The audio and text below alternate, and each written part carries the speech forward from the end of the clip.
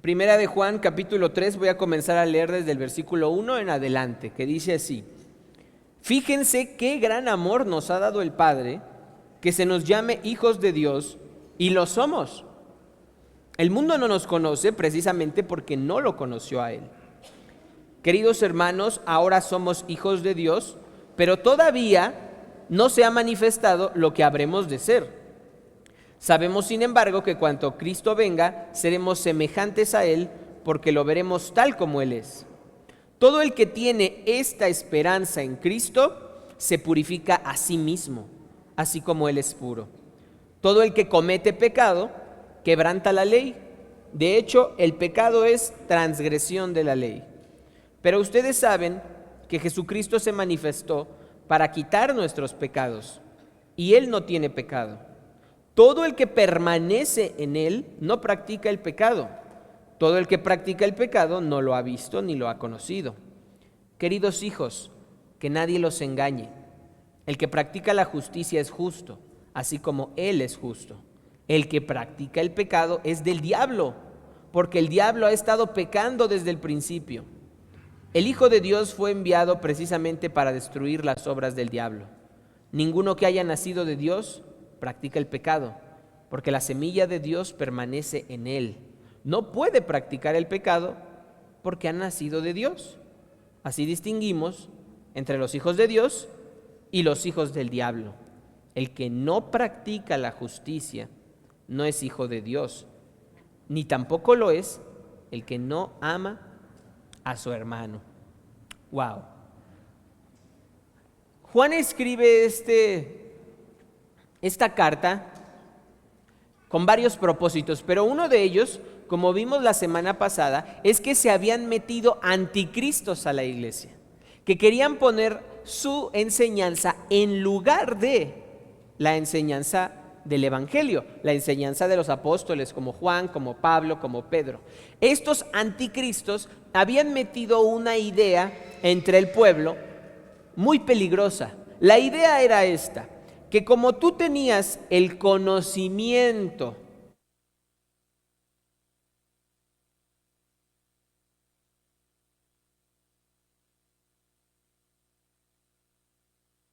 entonces tú ya podías vivir como tú quisieras, porque ya tenías el conocimiento especial. Entonces, como yo ya tengo el conocimiento especial, yo ya puedo pecar. Finalmente, yo ya conozco cómo ser salvo, ¿no? Yo ya sé cómo obtener mi salvación, entonces puedo hacer de mi vida lo que yo quiera. Y Juan dice: esperen, tenemos que derribar esas mentiras, porque ya Pablo ha escrito, ¿no? Bueno, ¿pecaremos para que la gracia de Dios abunde? Dice: de ninguna manera. Entonces Juan aquí escribe, recordando un poco en ese sentido, diciéndoles primero, sí son hijos de Dios. No quiere quitarles esa identidad, por supuesto. 3 veces recalca que somos hijos de Dios. Sin embargo, dice, todo el que es hijo de Dios busca seguir a Jesucristo. Y todo el que es hijo de Dios tiene esta esperanza de que un día este cuerpo será cambiado, de que tú un día vas a resucitar. Todo aquel que cree en Cristo tiene la esperanza de que esta tierra, con todo lo que tiene, es pasajera. De que tú y yo un día vamos a morir, pero no será el fin de la historia. Al contrario, será el inicio de la vida eterna en Cristo. Y dice, y veremos a Jesús tal como Él es. O sea, si tú y yo tenemos esta esperanza, dice Juan, tenemos que purificarnos a nosotros mismos, porque Cristo es puro.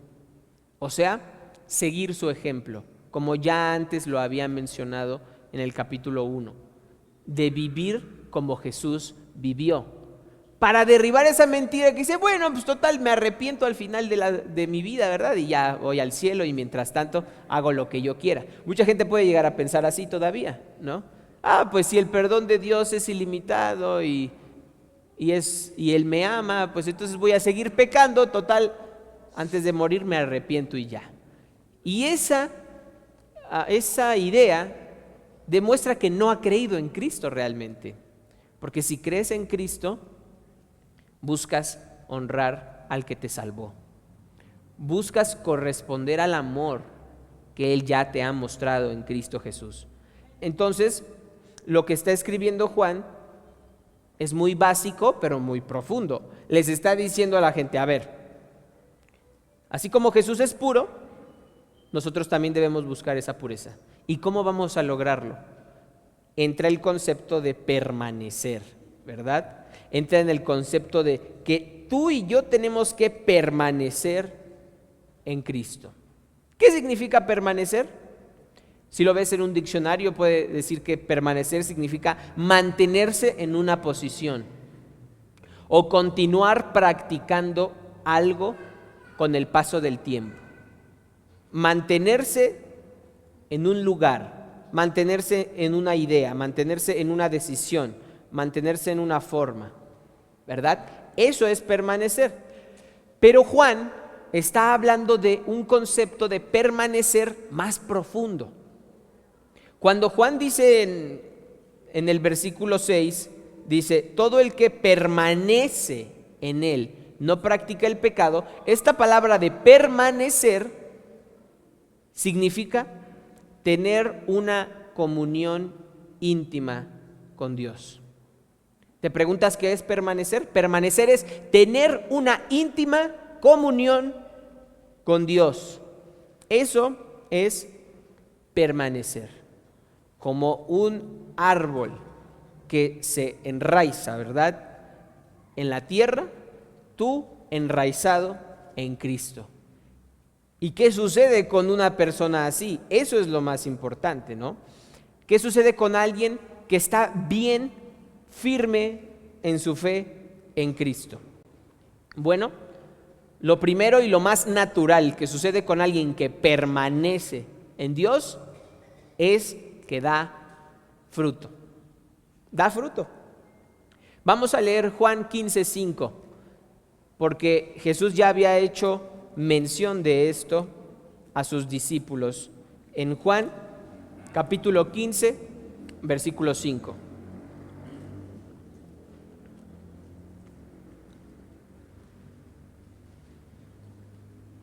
Dice Jesús, yo soy la vid y ustedes son las ramas. El que permanece en mí, como yo en él, dará mucho fruto. Separados de mí, no pueden ustedes hacer nada. Y aquí es donde entra el concepto fuerte de permanecer. El que permanece en mí, dará mucho fruto. Y uno puede preguntarse, ¿de qué fruto se está hablando? ¿Cuál es el fruto del que se habla aquí? Bueno, ¿qué da un manzano? Manzanas. ¿Qué da un naranjo? Naranjas. ¿Qué da un cristiano? Bueno, si tuvo muchos hijos. ¿Qué da un cristiano? Esa es una muy buena pregunta, ¿no? Si estamos hablando de un fruto que se da por naturaleza, ¿qué damos nosotros? Ahí les va, para que no nos perdamos, ¿verdad? El fruto de un cristiano es toda muestra de Jesucristo hacia los demás. O sea, como soy cristiano, muestro a Cristo. Ese es el fruto. Manzano, manzana, naranjo, naranja. Cristiano muestra a Cristo. Y si lo vemos en un día a día, cada vez que yo actúo como Jesucristo lo haría, estoy mostrando fruto, estoy dando fruto.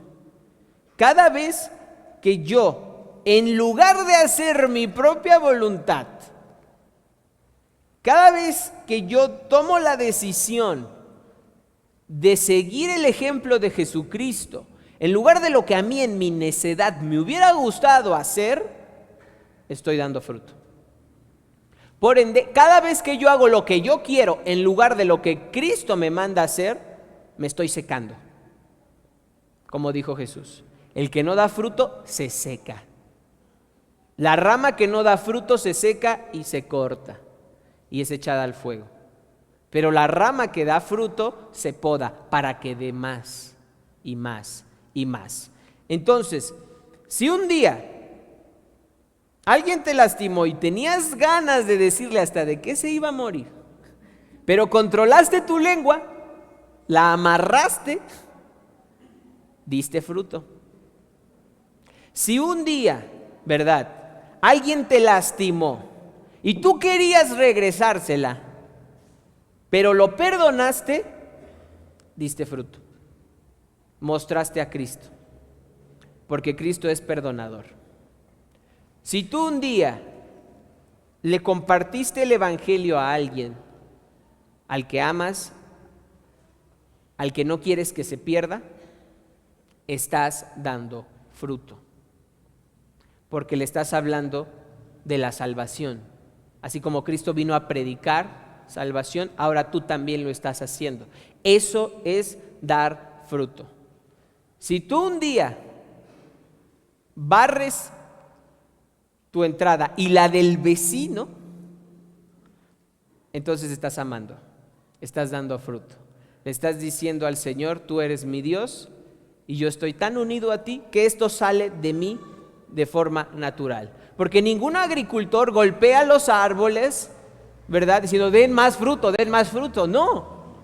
Él sabe que si los cuida, los riega, los protege de las plagas, naturalmente van a dar. Naturalmente va a fluir y van a salir los frutos en temporada. Entonces, no es que te jales las orejas para cambiar, porque el cambio es de adentro hacia afuera. Entonces, pasa más tiempo con Dios para que te nutras de adentro hacia afuera y des buen fruto. Cuando te haga enojar tu hermano, tu hermana, ¿qué va a salir de ti? Si no has pasado tiempo con Dios, aquí va a estar seco y va a salir un zape, ¿no? Pero si has pasado tiempo con Dios, de aquí va a salir la vida de Dios hacia la otra persona. Y aún el daño recibido, tú lo puedes reemplazar. Así como estos árboles que recibieron un impacto atómico y radiación tóxica destructiva y reemplazaron toda su corteza muerta con corteza nueva, porque tenían raíces profundas.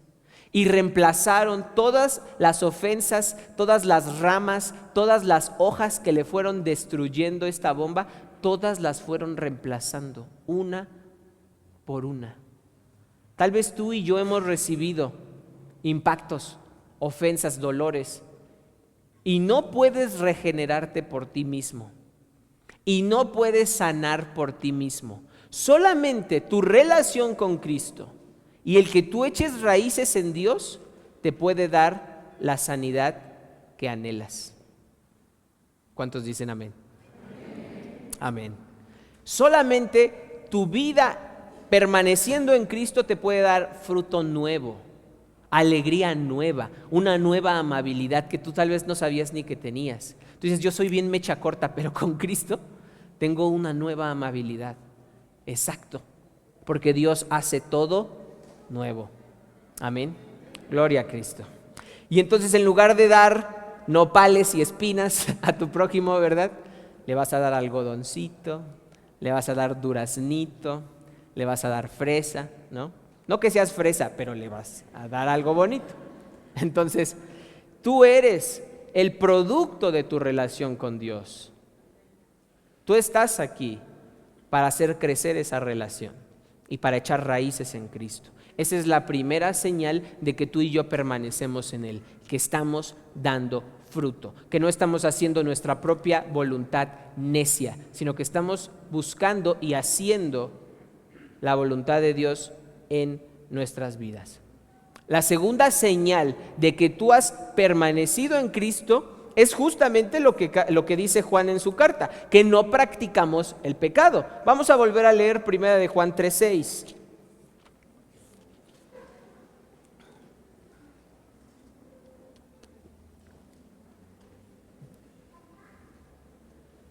Primera de Juan 3:6 dice: Juan es bien claro, ¿eh? Juan es blanco y negro, son o no son, hijos de Dios, hijos del diablo, ¿verdad? Entonces, dice en el versículo 6, todo el que permanece en él, hablando de Cristo, no practica el pecado. Todo el que practica el pecado no lo ha visto ni lo ha conocido. ¿Ven ese contraste tan marcado que presenta Juan? Él quiere que seas, no que más o menos seas.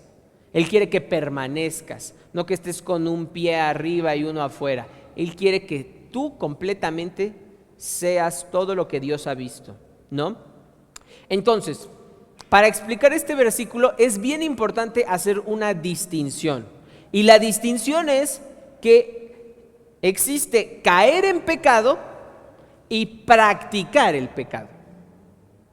Caer, practicar.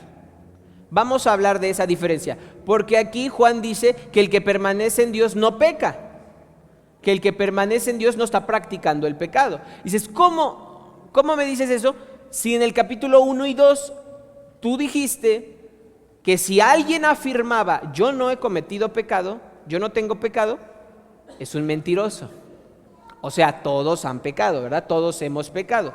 Después dice, les escribo esto para que no pequen. Pero si alguno peca, acuérdense que Cristo es fiel y justo para perdonarnos y limpiarnos de toda maldad. Entonces Juan reconoce que vamos a pecar, que caemos en pecado. Juan lo reconoce. Pero aquí la Nueva Versión Internacional hace un muy buen trabajo al traducir las palabras griegas para decir el que practica el pecado. ¿Qué es practicar? Practicar es hacer algo constantemente, hacer algo repetidamente buscando mejorar. De allí que tú sabes, ¿no? Como acabamos de ver en las Olimpiadas, ¿cuántos años de práctica para un clavado de 3 segundos? ¿Verdad? Sin errores. ¿Cuántos años de práctica para correr 10 segundos, 9 segundos? Un instante.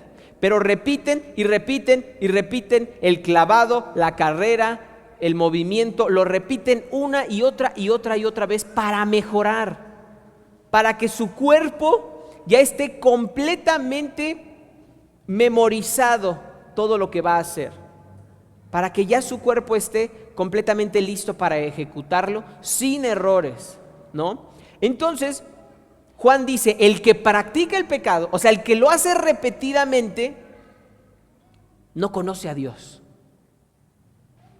No lo ha visto. El que vive pecando, también lo podríamos decir así, el que se la pasa pecando, el que vive pecando, el que no que cae 1, 2, 3, sino que ya cae constantemente, ese dice que no ha conocido a Dios, que no permanece en Cristo. Por el contrario, aquel que vence al pecado, aquel que no lo practica, permanece en Dios. Entonces la pregunta aquí es, ¿dónde estás tú? ¿Estás cayendo en el mismo pecado una y otra vez? Pasan unos días y vuelves a caer, pasan unas semanas y vuelves a caer, pasa un tiempo y vuelves a caer, y es constante. Esa es la pregunta que Juan quiere que nosotros nos hagamos ahora. Entonces, si yo no voy a practicar el pecado, ¿qué debo hacer? Debo precisamente practicar la justicia de Dios. Debo practicar los mandamientos de Dios. Debo practicar el amor. Si tú y yo somos honestos, somos malos amando. Sin Cristo no sabemos amar. No sabemos amar no solo a las personas más cercanas de nuestra vida, no sabemos amar a nadie. Sin Cristo, nuestro amor es imperfecto y constantemente falla. Entonces, ahora somos llamados a practicar el amor de Cristo. Si en un momento te costó mucho perdonar a alguien, que luego puedas practicarlo. y luego sea más fácil para ti hacerlo. Tal vez la primera vez te costó mucho dejar esa botella, dejar ese cigarro. Tal vez la primera vez fue muy difícil para ti. Practica una y otra y otra y otra y otra vez, para que cada vez seas mejor al decirle que no a las tentaciones de este mundo. Cada vez debes ser mejor en rechazar el pecado y en obedecer los mandamientos de Dios. Porque, Jesús es muy claro. Quiero leerles Juan 8:31 en la Nueva Biblia de las Américas. Porque Juan 8:31 le dice Jesús, lo voy a leer así, dice: entonces, ahí está en pantalla la versión, entonces Jesús decía a los judíos que habían creído en él. Antes de pasar a la otra parte, quiero que te des cuenta que esto que Jesús le está diciendo no es a los romanos, ¿verdad? No es a los griegos, que a veces lo consideraban una locura, el que Jesús sea el Hijo de Dios. No es a los fariseos, que lo odiaban y que de un inicio ya estaban en contra de él. No, Jesús le está hablando a los judíos, o sea, a su pueblo, tal vez hasta a su familia, a los judíos que habían ¿qué? Creído en él, o sea, ya habían creído en él. No le dice Jesús a los ignorantes o a los que apenas les está compartiendo.